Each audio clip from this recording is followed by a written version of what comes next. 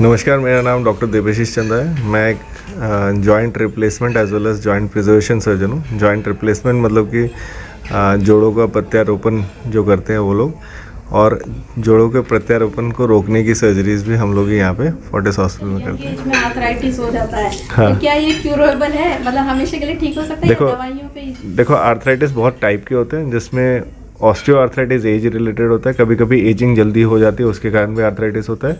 But अगर किसी को इन्फ्लेमेटरी आर्थराइटिस है तो मैं जस्ट समझाना चाहता हूँ कि जैसे डायबिटीज़ या ब्लड प्रेशर को दवाइयों के साथ कंट्रोल किया जा सकता है, वैसे ही इन्फ्लेमेटरी आर्थराइटिस को राइट टाइम पे डायग्नोसिस करके आप कंट्रोल कर सकते हो, जिससे कि रिप्लेसमेंट जैसी सर्जरी से बचा जा सकता है। घुटने में होने वाला दर्द क्या सारे दर्द वो आर्थराइटिस ही होते हैं? घुटने में होने वाला जो सबसे कॉमनली दर्द जो होता है वो ऑस्टियो आर्थराइटिस होता है, जो कि यूजुअली ऑस्टियोपोरोसिस मतलब हड्डियों के नरम हो जाने के कारण होता है। और हड्डियों का नरम हो जाना आपको जान के हैरानी होगी कि ऑलमोस्ट 80 to 90% पेशेंट फीमेल होती है जिनमें कि ऑस्टियो आर्थराइटिस हो रहा होता है। और उसका one of the biggest reason is osteoporosis, मतलब नरम हड्डियाँ या खोखली हड्डियाँ।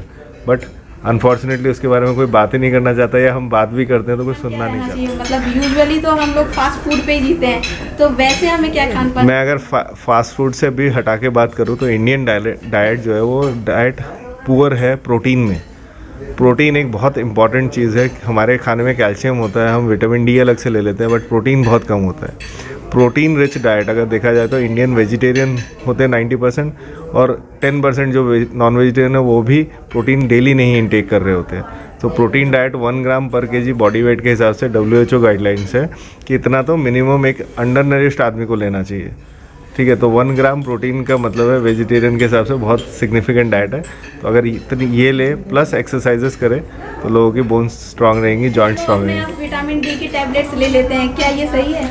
अपने आप तो नहीं लेना चाहिए, क्योंकि विटामिन डी का हाइपर विटामिनोसिस एक साइड इफेक्ट होता है, बहुत ज़्यादा लेने के कारण हो सकता है। बट यूजुअली अगर आप वीकली वंस या मंथली वंस डोजेज ले रहे हैं 60,000 की, और साथ में रेगुलर चेकअप कर रहे हैं विटामिन डी का, तो यूजुअली ऐसी चीज़ हाइपर विटामिनोसिस नहीं होगी। बट वो अंडर सुपरविजन लेना ही हमेशा अच्छा होता है। सर, रिप्लेसमेंट की नौबत ना आए इसके लिए क्या करना चाहिए और किस एज से शुरू कर देना चाहिए अपनी देखो, डाइट पे? अगर मुझे पूछा जाए कि रिप्लेसमेंट को रोकने के लिए क्या करना है, तो मुझे लगता है सबसे ज़रूरी है हमारे देश की औरतों को या फीमेल्स को एजुकेशन देना कि बोन्स जो है बोन हेल्थ पे ध्यान दें, हड्डियों को मजबूत रखें।